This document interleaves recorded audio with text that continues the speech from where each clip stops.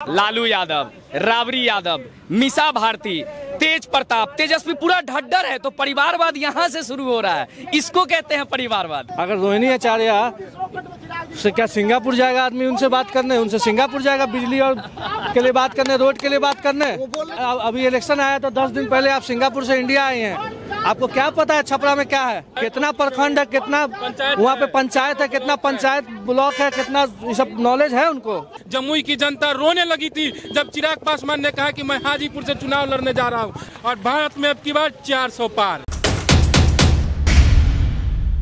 बिहार में कुल जो लोकसभा की सीटें हैं वो 40 है। उनमें से एक जो लोकसभा की सीट आती है हाजीपुर जो लोकसभा सीट है रामविलास पासवान जी का ये गढ़ माना जाता है। हालांकि रामविलास पासवान जी तो अब इस दुनिया में नहीं है, उनके बेटे के ऊपर ये जिम्मेदारी है अपने पिताजी के विरासत को बचा करके रखना। और उनके पिताजी के विरासत को क्या इस बार वो बचा पाएंगे कि नहीं, यहाँ के युवाओं से, यहाँ के लोगों से जानने का प्रयास करते हैं। क्या नाम हुआ भैया आपका? जी मेरा नाम श्रीकांत पासवान हुआ। चिराग जी अपने पिताजी की विरासत इस बार बचा पाएंगे? विरासत बचाएंगे ही ना, उनसे 5 गुना ऊपर लेके जा रहे हैं। यहाँ पर जो विरोधी है उसका जमानत जब्त होने जा रहा है, वो फिर चुनाव भी न लड़ पाएगा, उतना वोट भी विरोधी पार्टी नहीं लाने जा रहा है। इस बार हाजीपुर लोकसभा से आदरणीय चिराग पासवान जी 10 लाख पार, पूरा 95% माने 95% लोग का वोट आदरणीय चिराग पासवान जी की झोली में जाए। एक तरफा वोट गिरेगा। एक तरफा 77 और 89 का रिकॉर्ड टूटने जा रहा है। पद्म भूषण स्वर्गीय रामविलास पासवान जिस तरह से चुनाव जीते थे उससे भी बढ़कर इस बार चिराग पासवान जी। विपक्षी कहाँ जाएंगे? तो विपक्षी जाएंगे बोरा में बंद हो जाएंगे। गेहूं वाला भी गर्मी गेहूं की अभी दौनी हो रहा है, उसमें पैक हो जाएंगे। विपक्षी कहीं नजर नहीं आ रहा है। अच्छा, रामविलास जी ने जो काम किया सो किया, लेकिन चिराग जी ने हाजीपुर के लिए क्या किया? अभी चिराग जी ने तो हाजीपुर के पद्म भूषण स्वर्गीय रामविलास पासवान जी के नहीं रहने के बाद हाजीपुर के लोगों को माथा पर बैठा कर रखे हैं। जमुई के सांसद थे, लेकिन उन्होंने जमुई के साथ साथ हाजीपुर भी करने का काम किया है। दिल्ली एम्स में मैं कम से कम 1000 लोगों को उनके माध्यम से इलाज कराने का काम किया है, दिल्ली एम्स में हाजीपुर के लोगों को। उसके बाद तरह तरह के जो भी बीमारी हो, योजना हो, आदरणीय चिराग पासवान जी अपने माध्यम से किए हैं। जब से आदरणीय स्वर्गीय रामविलास पासवान नहीं रहे तब से कोई महीना न है जिसमें महीना में 15 दिन वो हाजीपुर नहीं आए हैं। दुख सुख में, किसी की मरनी में, ब्याह शादी, हाजीपुर के एक घर में उन्होंने 3 साल से आने का काम किया है। अच्छा, चिराग पासवान जमुई से भाग आए, वहाँ पे आरोप लगाया जा रहा है कि वहाँ पे कुछ काम नहीं किया, इसीलिए वहाँ से भाग आए चिराग पासवान। देखिए, विपक्ष के पास कोई मुद्दा है नहीं, तो उनके पास सिर्फ एक मुद्दा है कि विरोध करना, और विरोध भी ऐसा कि वो ग्राउंड पे नहीं कर पा रहे हैं। और सही बात है कि बेचारे करे भी तो कैसे करे। जो व्यक्ति विधानसभा का चुनाव नहीं जीत सकता है उसको जबरदस्ती लोकसभा में ठेल दिया जा रहा है, तो ये कहीं ना कहीं किसी के साथ अन्याय हो रहा है। भले वो हमारे विपक्ष की पार्टी है, हम उन पे आरोप नहीं लगा रहे हैं, लेकिन जो हकीकत है हम उसको बयां कर रहे हैं। नीति आयोग में जमुई कौन से स्थान पे था? हमें लगता है कि 100वें पायदान के भी नीचे था, लेकिन आज पहले पायदान पे क्यों है और कौन लेके आया उसको?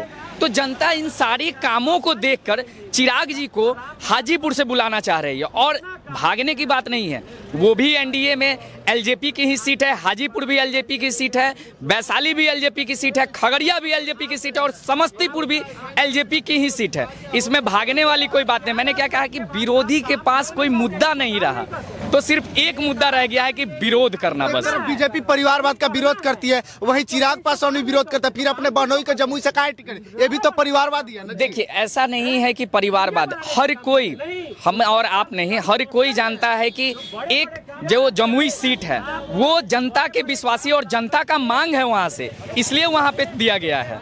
ये कोई परिवारवाद का ऐसा कुछ इसमें नहीं आ रहा। और परिवारवाद की जहां तक मैं बात कहूं तो अगर आप विपक्ष में देखेंगे, लालू यादव, राबड़ी यादव, मीसा भारती, तेज प्रताप, तेजस्वी पूरा ढड्डर है। तो परिवारवाद यहाँ से शुरू हो रहा है, इसको कहते हैं परिवारवाद, न कि। अच्छा, एक और सबसे बड़ा सवाल है, देख रहे हैं कि बीजेपी के खिलाफ उनके मतलब कि क्या बोलते हैं, रोहिणी जी के खिलाफ जो है कि रोहिणी आचार्य खड़ी है। लगता है कि इस बार छपरा का सीट जो है कि बचा पाएंगी विरासत अपना? बिल्कुल, एनडीए का 100% ग्रांटेड सीट है वो। और बचाना क्या, वहाँ से तो बिल्कुल विजय होकर के विजय हाजीपुर की जो बात करें, हाजीपुर की अगर बात करें तो चिराग पासवान ने एक सेकंड। एक तरफ रूडी जी के खिलाफ जो है कि लालू प्रसाद यादव की बेटी रोहिणी आचार्य खड़ी है, अपने पिताजी की विरासत वो बचा पाएंगी रोहिणी आचार्य? बिल्कुल नहीं बचा पाएंगे अपने पिताजी की विरासत को। राजीव प्रताप रूडी पूर्ण बहुमत से जीतेंगे, ठीक है। अगर रोहिणी आचार्य से क्या सिंगापुर जाएगा आदमी उनसे बात करने, उनसे सिंगापुर जाएगा बिजली और के लिए बात करने, रोड के लिए बात करने। वो बोल रहे हैं हम यहीं पर रहेंगे, नहीं जाएंगे कहीं। काहे? आप अभी इलेक्शन आया तो 10 दिन पहले आप सिंगापुर से इंडिया आए हैं। आपको क्या पता है छपरा में क्या है? छपरा का क्या नॉलेज है आपको? कितना प्रखंड है, कितना वहाँ पे पंचायत है, कितना पंचायत ब्लॉक है, कितना ये सब नॉलेज है उनको? कुछ नॉलेज नहीं है। लालू प्रसाद यादव को क्या वही एक कैंडिडेट दिखाई दी और कोई उनको उम्मीदवार? ये परिवारवाद है, परिवारवाद की पार्टी है। परिवार के अलावा और कितने आप देखिए, मीसा 2 बेटी को उन्होंने लोकसभा का टिकट दिया, ठीक है। 2 बेटे को उन्होंने विधानसभा का दिया। खुद वाइफ उनकी एमएलसी हैं, माननीय राबड़ी देवी खुद एमएलसी हैं, ठीक है।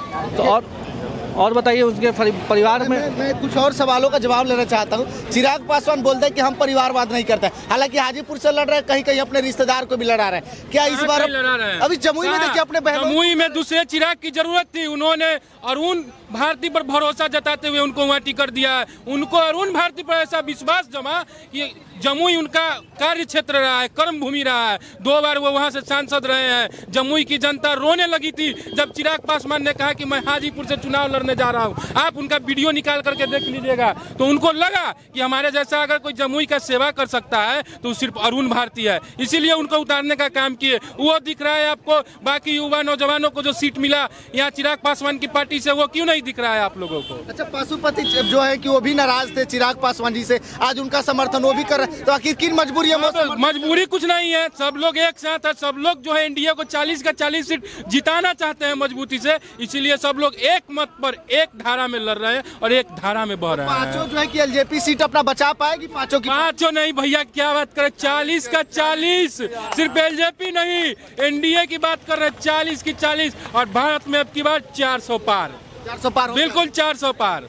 चलिए, तो जो 4 तारीख को रिजल्ट आएगा वो देखने वाली बात होती है कि 4 तारीख को जो रिजल्ट आएगा वो कितना आंकड़ा निकल करके एनडीए के पास आता है और विपक्ष के पास कितना आंकड़ा आता है। हालांकि बीजेपी ये दावा किया कि 400 पार इस बार लेकर के आएंगे। आप लोग क्या सोचते हैं? अपनी प्रतिक्रिया वीडियो कमेंट बॉक्स में दीजिएगा, शेयर कीजिएगा। बहुत बहुत धन्यवाद।